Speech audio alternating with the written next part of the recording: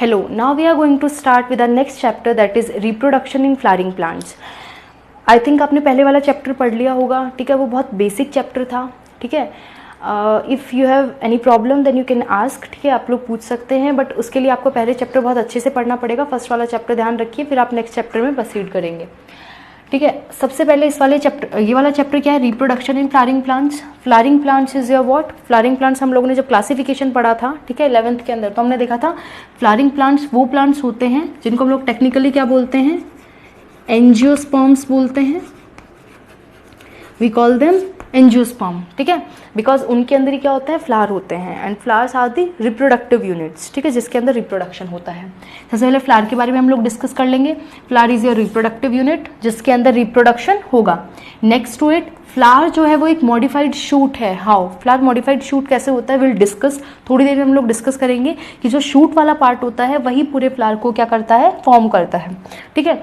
Next, but आपको ये चीज़ बहुत अच्छे से ध्यान रखनी है, अभी मैं इसको समझाऊंगी. Now flower is consist of 4 main walls, है ना, 4 मेन घेरे होते हैं जिनसे पूरा फ्लावर कंसिस्ट होता है.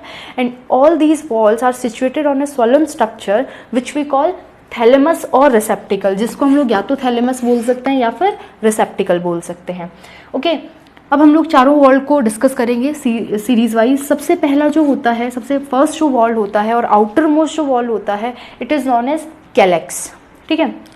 आउटर मोस्ट है, फर्स्ट वॉल है, और जो इसकी यूनिट होती है वो होती है sepal, and it is green in colour. Okay, typically generally ये ग्रीन इन कलर होती है, और इसका जो मेन फंक्शन है, बिकॉज कोई भी चीज़ प्रेजेंट है उसका कोई ना कोई फंक्शन तो होगा ही. So its function is to provide protection of the flower. Flower को प्रोटेक्शन प्रोवाइड करता है. तब जनरली आपने देखा होगा जब एक फ्लावर ब्लो नहीं कर, मतलब खिलता नहीं है, ठीक है, उससे पहले जब वो एक कली होता है, ठीक है, तो क्या होती है, उसको ग्रीन कलर की कुछ लीफलेट्स उसको कवर करके रखती हैं, ठीक है. तो वो जो कवर करने वाली जो चीज़ होती है वो क्या होती है, सेपल्स ही होती हैं. एंड जब आगे फ्लावर जब पूरा ब्लो कर जाता है, पूरा खिल जाता है, ठीक है, ब्लॉसम कर जाता है, देन क्या होता है, वो सेपरेट हो जाती हैं, बट फिर भी वो उसको प्रोटेक्शन प्रोवाइड कर रही होती हैं. तो पूरे आगे जो फर्दर के 3 वॉल हैं उनको सबको प्रोटेक्ट कौन करती है, आपकी कैलेक्स, दैट इज सेपल वाला पार्ट. नेक्स्ट टू इट हमारा क्या है, कोरोला. कोरोला वाला जो वॉल होता है उसकी जो यूनिट है वो क्या है, petals, and they are very brightly coloured. ये बहुत ब्राइटली कलर्ड होती हैं जो पेटल्स होती हैं. हम लोगों ने डिफरेंट फ्लावर देखे होंगे, बहुत अच्छे अच्छे कलर के फ्लावर देखे होंगे. तो जितना भी कलरेशन होता है जो फ्लावर को प्रोवाइड कराती है वो कौन है, हमारी पेटल्स हैं. वो हमारी जो पेटल्स होती हैं बहुत ही कलर होती हैं, ब्राइटली कलर्ड होती हैं, बहुत अच्छे अच्छे कलर्स होते हैं, ठीक है. अब reason why they are coloured, कुछ तो रीज़न होगा बिहाइंड दिस, क्यों कोई भी चीज़ इतनी सुंदर होगी, ऐसा क्या है, फूल को क्यों सुंदर होना है. तो उसके पीछे जो रीज़न है वो ये है, इट्स फंक्शन इज़, ये पॉलिनेशन करवाता है, एक प्रोसेस पॉलिनेशन. हम लोगों ने 10th में पढ़ा था. पॉलिनेशन इज़ व्हाट, जब एंथर के अंदर जो पॉलन ग्रेन्स होते हैं, when they are transfer to female structure that is stigma, तो इस पर्टिकुलर प्रोसेस को हम लोग पॉलिनेशन बोलते हैं, ट्रांसफरिंग वाले प्रोसेस को गैमेट्स के, ठीक है. और ये जो ट्रांसफरिंग वाला प्रोसेस है इसे कौन करवाता है, पॉलिनेटर्स करवाते हैं. And pollinators are the insects, mainly insects होते हैं, विंड भी होती है, बट यहाँ हम बात करते हैं इंसेक्ट की. तो जो इंसेक्ट जो पॉलिनेटर्स होते हैं, they generally prefer bright coloured flowers, है ना, वो ब्राइट कलर फ्लावर के पास जाते हैं. क्यों जाते हैं, in search of nectar, but same time पे वो पॉलिनेशन भी करवा देते हैं, ठीक है. नेक्स्ट टू दिस हमारा जो नेक्स्ट वॉल आता है वो कौन सा आता है, androecium. Androecium is third wall, और ये मेल रिप्रोडक्टिव ऑर्गन की तरह एक्ट करता है, because it is consisting of stamen. And जो स्टेमिन होता है उसके 2 पार्ट होते हैं, anther and filament, and they will, anther will generate pollen grains, that is male gamete, ठीक है. और इसके बाद क्या होता है आपका gynoecium. The inner most wall is gynoecium, and it is female reproductive organ, मतलब इसके अंदर जो पार्ट होता है वो फीमेल रिप्रोडक्टिव ऑर्गन होता है. एंड इसकी जो यूनिट होगी वो क्या होगी, कार्पल एंड पिस्टल. आप कुछ भी बोल सकते हो, कार्पल या फिर पिस्टल. अब देखिए जो आपके चारों वॉल हैं इसमें से जो ये 2 वॉल हैं, that is calyx and corolla, they are non essential और accessory walls. Why accessory walls? Because they don't play the direct role in reproduction. There is no role in reproduction of these. क्यों इनका कोई role नहीं है reproduction के, मतलब इनका क्यों इनको हम लोग एसेसरी बोल रहे हैं, क्योंकि रिप्रोडक्शन के अंदर कोई रोल नहीं है इनका डायरेक्ट. बिकॉज ना तो ये कोई गैमेट बनाते हैं, ठीक है ना, इनका कोई फर्टिलाइजेशन में रोल है, तो इसलिए क्या है, ये एसेसरी वॉल्स हैं, बट ये प्रोटेक्शन जरूर प्रोवाइड कर रहे हैं। विदाउट दीज टू वॉल्स ये जो वॉल है वो फर्टिलाइजेशन नहीं कर पाएंगे, ठीक है, बिकॉज पॉलिनेशन एक इंपॉर्टेंट स्टेप भी यही होता है और प्रोटेक्शन भी पूरे फ्लावर को ये वाला जो सेपल वाला पार्ट है वो प्रोवाइड कर रहा है। तो ये क्या है, एसेसरी वॉल्स हैं। नेक्स्ट ये जो दो वॉल हैं एंड्रोशियम और गाइनोशियम, ये आपके क्या कहलाते हैं, essential whorls. Why essential whorls? Because they are the main whorls which produce gametes, है ना, और देन गैमेट्स क्या करेंगे, फर्टिलाइजेशन करेंगे, direct role in reproduction they have. Next हम लोग क्या करेंगे, एक डायग्राम देखेंगे फटाफट से। देखो क्या होता है, सबसे पहले फ्लावर के डायग्राम में एक स्वलन स्ट्रक्चर होता है एट द वेरी बेस, ठीक है, विच वी कॉल थैलेमस और वी कैन से रिसेप्टिकल, ठीक है। इस स्ट्रक्चर के ऊपर जनरली क्या होता है, ये सारे वॉल्स जो होते हैं वो अरेंज्ड होते हैं। सबसे जो इनर वॉल होता है वो हमने देखा था, अभी क्या होता है, ओवरी होता है, सॉरी, जो सबसे इनर वॉल होता है वो क्या होता है, पिस्टल होता है। पिस्टल के 3 पार्ट होते हैं। सबसे फर्स्ट वाला जो पार्ट होता है उसको हम बोलते हैं स्टिग्मा। क्या बोलते हैं, स्टिग्मा। एंड स्टिग्मा के बाद आपका क्या होता है, स्टाइल। एंड जो लास्ट पार्ट होता है, स्वेलन पार्ट होता है, उसको हम बोलते हैं ओवरी। ओके, ये 3 मेन पार्ट होते हैं। ओवरी के अंदर आपका एक स्ट्रक्चर होता है विच वी कॉल ओव्यूल, ठीक है। अब इससे जो नेक्स्ट वॉल होता है that is androecium, and androecium consist of stamens. So a flower can carry more than 1 स्टेमन, ठीक है। तो इस वॉल के अंदर खूब सारे स्टेमन होंगे डिपेंडिंग अपॉन डिफरेंट प्लांट्स, ठीक है। स्टेमन्स के बाद वाला जो वॉल होता है वो कौन सा वॉल होगा, कोरोला वाला, विच कंसिस्ट ऑफ पेटल्स, ठीक है,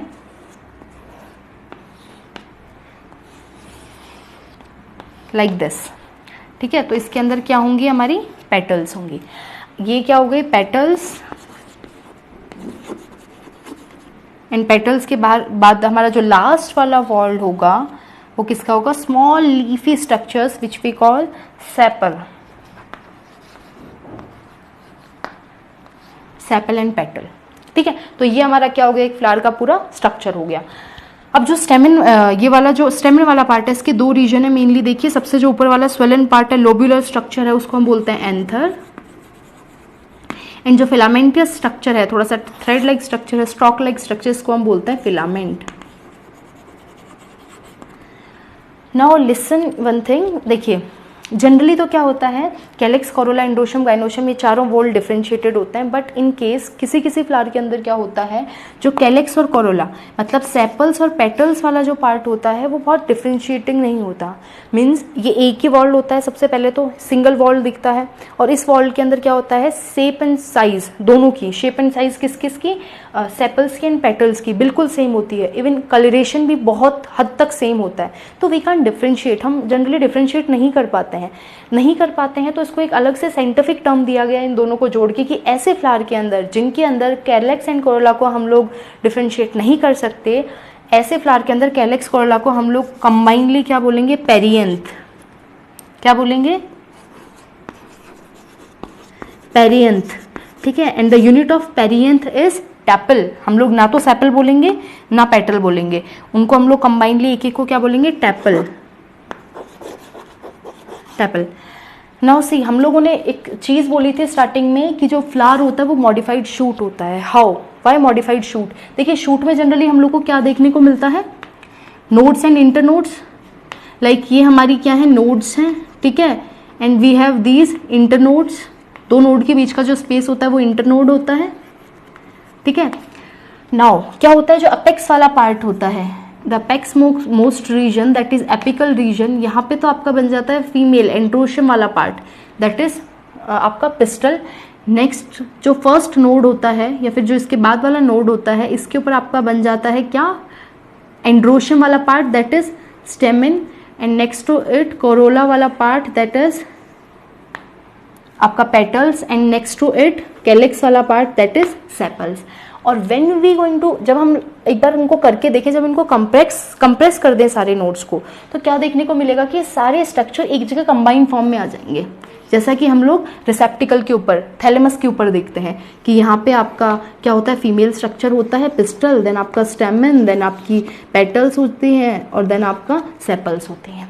ठीक है, तो इस तरीके से हमें पता चलता है कि जो आपका फ्लावर है वो क्या है, आपका मॉडिफाइड शूट है। ठीक है, बट इसके अंदर सारी नोड्स और इंटरनोड्स एक जगह आ जाती हैं, दैट्स व्हाई हमें एक कंबाइंड स्ट्रक्चर दिखता है। ठीक है, बाकी हर जो एक वॉल है वो हर एक नोड से निकला हुआ होता है, इसका शूट के हर एक नोड से निकला हुआ होता है, बट एज एन हम लोग इसको कंबाइनली देखते हैं बिकॉज नोड एंड इंटरनोड बिल्कुल पास आ चुकी होती है, तो बहुत ही डिस्टिंग्विश नहीं दिखती हैं हर एक नोड। ठीक है, तो ये हम लोगों ने क्या पढ़ लिया, जनरल फ्लावर का स्ट्रक्चर पढ़ लिया।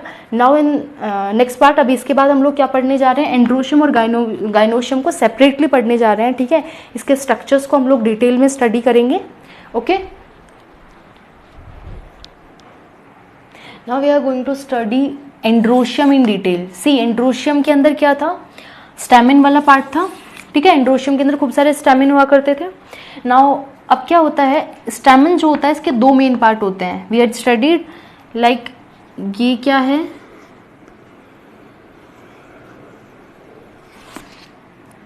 ये अगर आपका एंथर है, ठीक है, and this is filament, this is a filament. अब क्या होता है, जो आपका एंथर वाला पार्ट है, अभी हम बात करेंगे जो दो एंथर होते हैं, इन दो मतलब जो पूरा एंथर होता है वो लोब्यूलर स्ट्रक्चर होता है। जनरली 2 लोब्स आपको देखने को मिलती हैं और दोनों लोब्स के बीच में एक टिश्यू होता है, हम उसको बोलते हैं connective. What we call it connective. ठीक है, तो 3 स्ट्रक्चर हो गए मेनली एक पूरे स्टैमिन के अंदर, एंथर, फिलामेंट एंड कनेक्टिव। इस पूरे स्ट्रक्चर में से filament and connective, they both are sterile. Sterile means they don't produce any gamete, और मतलब इनका रिप्रोडक्शन में कोई रोल नहीं है। बट जो एंथर होता है it is fertile part. Why fertile part? Because it generate और produce pollen grains with the help of a process which is microsporogenesis. Okay, we will discuss in later part. तो androecium के अंदर filament, anther 2 part आते हैं। Filament क्या होता है, long thin cylinder stock. ये क्या होता है, long thin and cylindrical stock like structure होता है। इसका जो प्रॉक्सिमल एंड होता है, प्रॉक्सिमल इन सेंस, हम लोग प्रॉक्सिमल क्यों बोल रहे हैं, क्योंकि ये देखो जनरली अटैच होता है किससे, आपके थैलेमस से अटैच होता है, या फिर देखो जनरली तो ये थैलेमस से कनेक्ट होता है, बट इन केस कभी कभी क्या होता है, जो आपका फिलामेंट होता है वो पेटल्स से अटैच हो जाता है। ठीक है, in many families we will see कि जो ये आपका जो स्टेमन का फिलामेंट होता है, ये डायरेक्ट थैलेमस पे अटैच ना होकर किसके ऊपर अटैच रहता है, पेटल्स के ऊपर अटैच रहता है।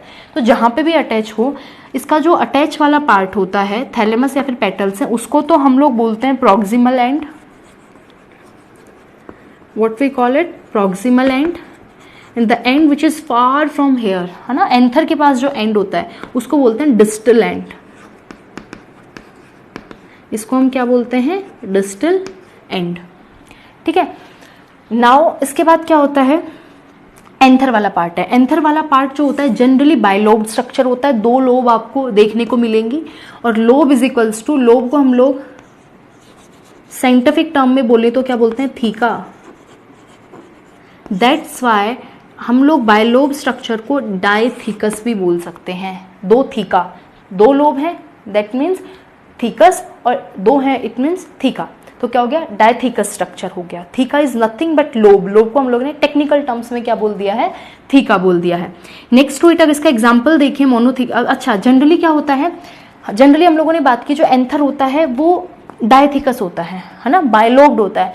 बट इन सम केसेस कुछ फैमिलीज के अंदर, फॉर एग्जांपल मालवेसी, उनके अंदर जो एंथर होता है वो क्या होता है, मोनोथीकस होता है। Monothecous in the sense single lobe present होगी, एक ही थीका प्रेजेंट होगा, and then filament, there will be no connective and all, because क्योंकि दूसरा लोब तो है ही नहीं। ठीक है, तो मालवेसी, आप ये मालवेसी फैमिली में मिलेंगे। मालवेसी फैमिली आपकी होती है लाइक जिसमें हिबिस्कस आता है। ठीक है, hibiscus that is a China rose, या फिर आपका ओकरा, भिंडी जिसमें आती है, कॉटन वगैरह। ठीक है, वो वाली फैमिली कौन सी होती है, मालवेसी। नेक्स्ट टू इट, अब इसके अंदर जो बाइलोब स्ट्रक्चर होता है इसको हम लोग कट करके देखें तो इसके अंदर क्या होते हैं, राउंड स्ट्रक्चर्स होते हैं जिनको हम लोग क्या बोलते हैं, माइक्रोस्पोरेंजियम। 4 माइक्रोस्पोरेंजियम मिलते हैं आपको जनरली डाइथीकस के अंदर, और मोनोथीकस के अंदर कितने मिलेंगे, 2 ही मिलेंगे, बिकॉज थीका एक है। एक थीका के अंदर जनरली कितने हैं, 2 माइक्रोस्पोरेंजियम है। 1 थीका के अंदर कितने हैं, 2 माइक्रोस्पोरेंजियम है। ठीक है, तो we have 2 theca in bilobe structure. Dithecous के अंदर हमारे पास क्या है, 2 थीका है, तो कितने स्पोरेंजियम हो जाएंगे, टेट्रास्पोरेंजिएट कंडीशन हो जाएगी। तो generally your anther is in dithecous tetrasporangiate condition. ठीक है, आपका जनरली जो आपके एंथर्स होते हैं वो क्या होते हैं, डाइथीकस टेट्रास्पोरेंजिएट स्ट्रक्चर्स होते हैं। ठीक है, एंड ये जो माइक्रोस्पोरेंजियम होती है ये क्या बनाती है आपका, इसके अंदर आपके क्या जनरेट होते हैं, पॉलन ग्रेन्स। इसलिए इसको अपनी लेटर स्टेजेस में हम लोग इसको क्या बोल देते हैं, पॉलन सैक भी बोल देते हैं। ओके, लेटर स्टेजेस में जब माइक्रोस्पोरेंजियम क्या हो जाएगी, मैच्योर हो जाएगी, देन वी कॉल इट क्या, पॉलन सैक। ओके, तो ये आपका जनरल क्या हो गया, स्ट्रक्चर हो गया एंड्रोशियम का। ठीक है, अब देखिए ये जो आपका फिलामेंट होता है ये एंथर से अटैच होता है, इसका अटैचमेंट डिफरेंट होता है। On the basis of that हमने डिफरेंट कैटेगरीज में एंथर्स को क्या कर रखा है, डिवाइड कर रखा है। लाइक अगर इस तरीके से अगर आपके एंथर पे बेस में फिक्स है, अगर आपका एंथर, एक ऐसा तरीका हो सकता है,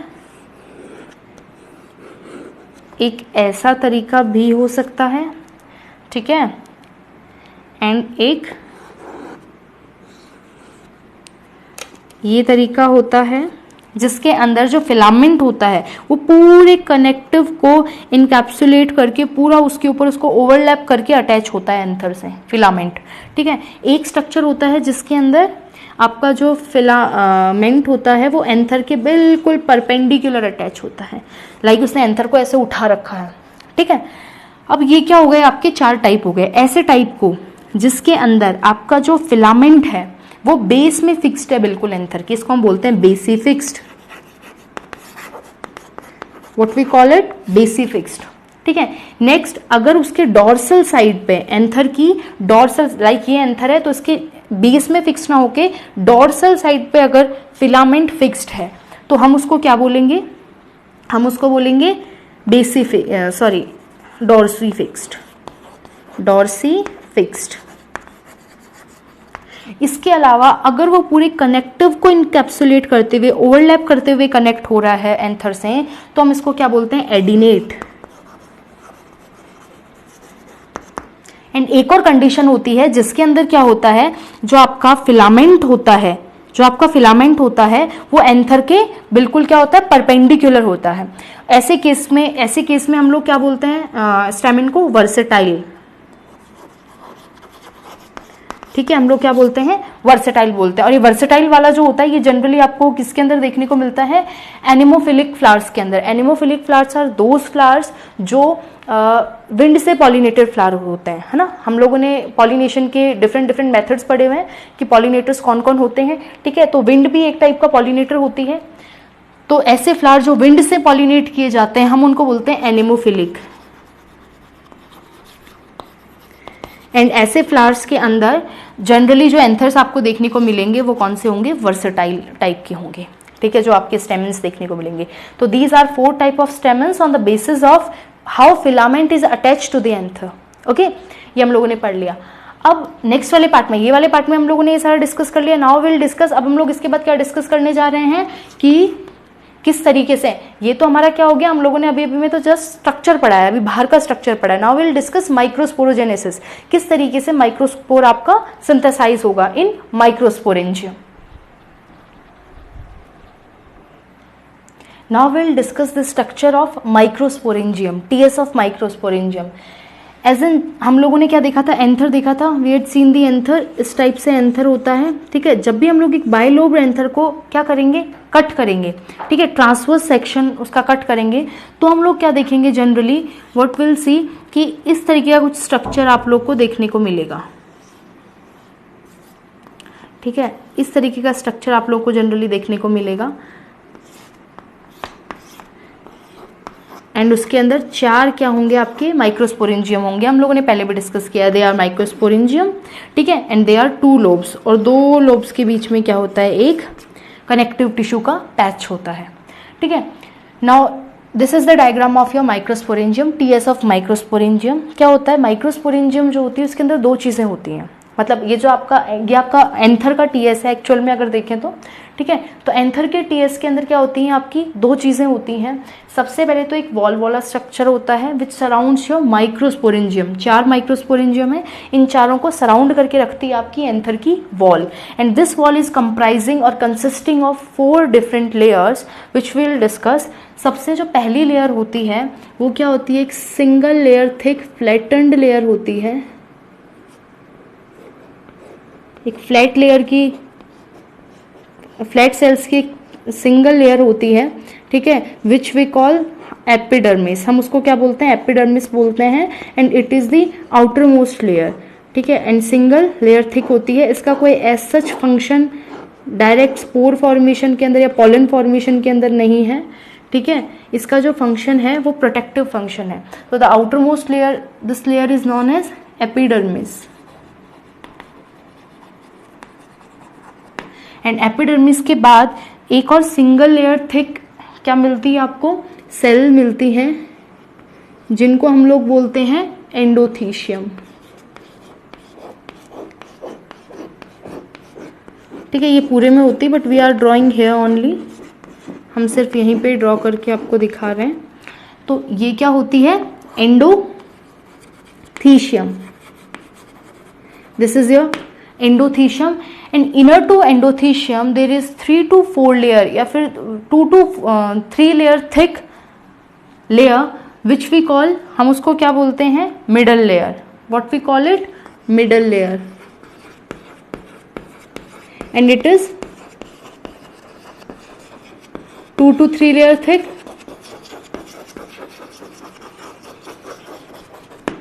and what we call it, middle layer. इसको हम लोग मिडल लेयर बोलते हैं, ओके। और मिडल लेयर के अंदर सबसे इनर मोस्ट जो लेयर होती है उसको हम लोग बोलते हैं, इसकी जो शेप होती है वो भी बहुत डिफरेंट होती है, दैट इज इसकी जितनी भी सेल्स हैं वो क्या हैं, पिरामिडल शेप की होती हैं, और इसको हम लोग क्या बोलते हैं, tapetum, and it is a very important layer, ठीक है, in the process of microsporogenesis. हम लोग जब माइक्रोस्पोरोजेनेसिस पढ़ेंगे, microspore that is pollen grain किस तरीके से बनता है, then will study the importance, तो इसकी बहुत ज़्यादा इंपॉर्टेंस होती है। कैसे, अब देखिए, तो ये आपका पूरा माइक्रोस्पोरेंजियम का स्ट्रक्चर हो गया, ठीक है। 2 लोब के अंदर 4 स्पोरेंजियम होती हैं, एंथर वॉल जो होती हैं वो आपकी 4 होती हैं, एंड देन सबसे अंदर जो आपका ये माइक्रोस्पोरेंजियम है, इसके अंदर एक टिश्यू होता है जिसको हम लोग स्पोरोजीनस टिश्यू बोलते हैं। क्या बोलते हैं, स्पोरोजीनस टिश्यू और सेल्स, ओके। नाउ हम लोग हर सेल को डिस्कस करते हैं एक बार फटाफट से। एपिडर्मिस हम लोगों ने बोला आउटर मोस्ट लेयर है और सिंगल सेल थिक है। Next to it we have endothecium. Endothecium जो है वो इनर टू एपिडर्मिस प्रेजेंट होती है, and it is also a single layer thick. Now एक स्पेशल चीज़ जो आपको याद रखनी है कि जो आपकी एंडोथीशियम होती है, it is having the thickening of callose, ठीक है। कैलोज इज अ सब्सटेंस, ठीक है, एक हार्ड सब्सटेंस होता है कैलोज, उसकी थिकनिंग होती है एंडोथीशियम लेयर के अंदर, ठीक है। दैट्स वाई ये बहुत थोड़ी सी थिक होती है। बट ये जो कैलोज की जो थिकनिंग है ये पूरे स्पोरेंजिया या फिर पूरे एंथर के ऊपर नहीं होती, कुछ पैचेस छूटे हुए होते हैं। मेनली ये जो डिप्रेशंस होते हैं, इन डिप्रेशंस पे नहीं होती, इसको हम लोग स्पोरियम भी बोल देते हैं। जहाँ पे नहीं होती स्ट्रक्चर को हम लोग क्या बोल देते हैं, यहाँ वाले स्ट्रक्चर को जहाँ कैलोज की थिकनिंग नहीं है एंडोथीशियम में, व्हाट वी कॉल इट, स्पोरियम। इस स्ट्रक्चर को हम लोग या फिर इस जगह को हम लोग क्या बोल देते हैं, इस एरिया को स्पोरियम बोल देते हैं, ओके। और फ्रॉम हेयर ओनली जो ये एंथर है वो डायसेंस होगा। डायसेंस मतलब फटेगा, बर्स्ट होगा, and then pollen grain will be release. जब पॉलन ग्रेन पूरे फॉर्म हो जाएंगे इस स्पोरोजेनस टिश्यू से, ठीक है। पॉलन ग्रेन यहाँ पे माइक्रोस्पोरेंजियम के अंदर पॉलन ग्रेन डेवलप होते हैं, ओके। नेक्स्ट जो है inner to endothecium is your middle layer. Inner to endothecium आपकी क्या आती है, मिडल लेयर आती है, और ये बहुत काफ़ी थिक होती है, 1 to 3 लेयर थिक होती है, और समटाइम्स 4 लेयर थिक भी हो जाती है। अब देखो ये जो तीनों लेयर्स हैं, epidermis, endothecium and middle layer, they just help in to process that is protection and dehiscence of anther. दो फंक्शन होते हैं इनके। पहला फंक्शन तो ये होता है ये प्रोटेक्शन प्रोवाइड करती हैं। क्यों प्रोटेक्शन? बिकॉज अंदर सबसे सेंटर वाले रीजन में पॉलन ग्रेन बन रहे हैं, ठीक है, and pollen grains are the male gametes, तो बहुत ही important work is going on here. So ये सारी के सारे लेयर्स क्या करती हैं? They are going to provide the protection, ठीक है, protection from various things like temperature, ठीक है, and all like insects, disease and all, for मतलब डिफरेंट पर्पस ये क्या करती हैं? प्रोटेक्शन प्रोवाइड करती हैं। अब क्या होता है? प्रोटेक्शन प्रोवाइड करती है। इसके अलावा एक और फंक्शन होता है इनका, डाइसेंस ऑफ एंथर। डाइसेंस ऑफ एंथर तब भी ये पूरा एंथर मैच्योर हो जाता है, माइक्रोस्पोरेंजियम के अंदर पॉलन ग्रेन्स फॉर्म हो जाते हैं। उस केस में क्या होता है? ये जो वॉल्स होती हैं ये फटने लगती हैं, ये जो आपकी लेयर्स हैं ये फटने लगती हैं। एंड फटती कहाँ से? इन डिप्रेशन वाले स्ट्रक्चर से फटती हैं, देन पॉलन ग्रेन रिलीज हो जाते हैं। उसके अंदर भी इन तीनों लेयर्स का बहुत महत्व होता है, बहुत इंपॉर्टेंस होती है, बिकॉज ये हाइग्रोस्कोपिक नेचर की होती हैं, ये वाटर को एब्जॉर्ब करती हैं, देन बर्स्ट हो जाती हैं, ठीक है। Next to it tapetum, and very important layer, ठीक है। टैपेटम जो होती है वो क्या होती है? इनर मोस्ट लेयर है, वी नो, सबसे अंदर आपको देखने को मिलती है माइक्रोस्पोरेंजियम के जस्ट पास।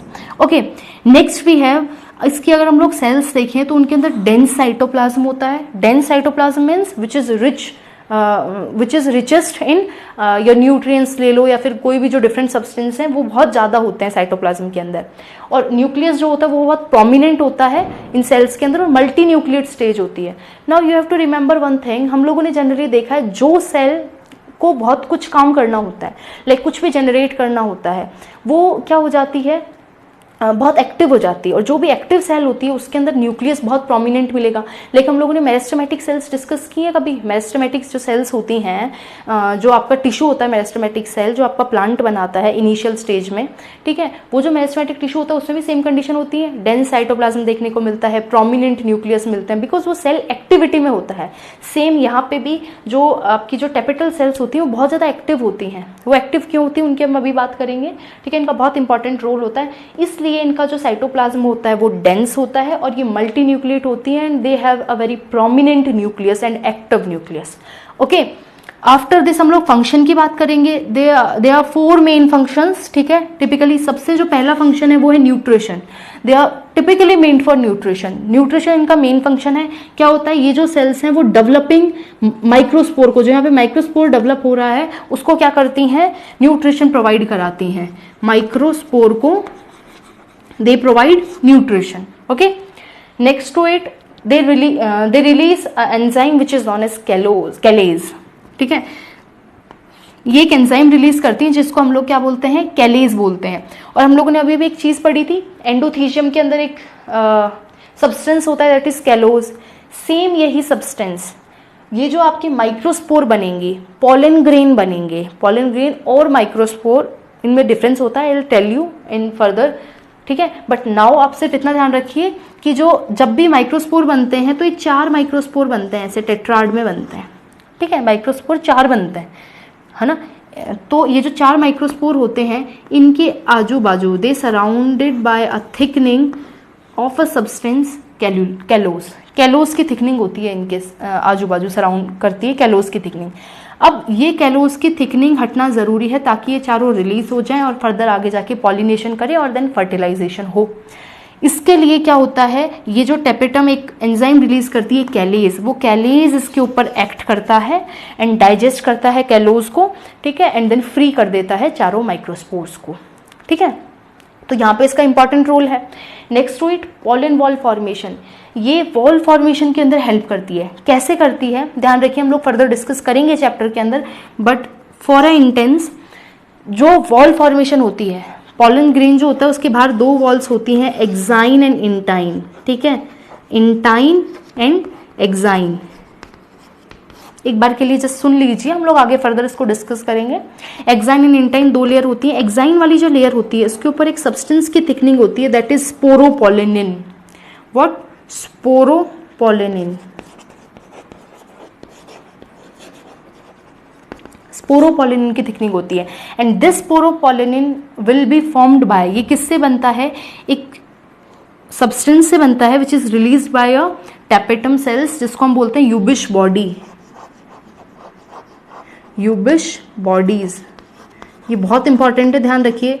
ये रिलीज करती है Ubisch body and Ubisch body will then let the results in the formation of sporopollenin and then sporopollenin will be deposited in the outermost layer of pollen grain and it is a very hard substance, ध्यान रखिएगा, बहुत ही resistant substance होता है ये, we'll discuss further।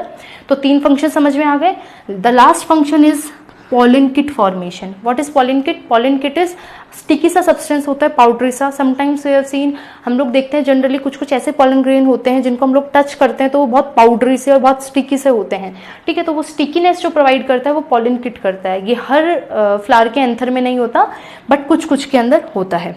तो हर flower के pollen grain के अंदर नहीं होता बट किसी किसी के अंदर ये प्रेजेंट होता है। नाउ एक और चीज़ आप थोड़ा सा देख लीजिए, ऑल्दो इतना आपको बहुत डीप नहीं जाना है, ठीक है, बट फिर भी जो टैपेटम होती है वो 2 टाइप की होती है,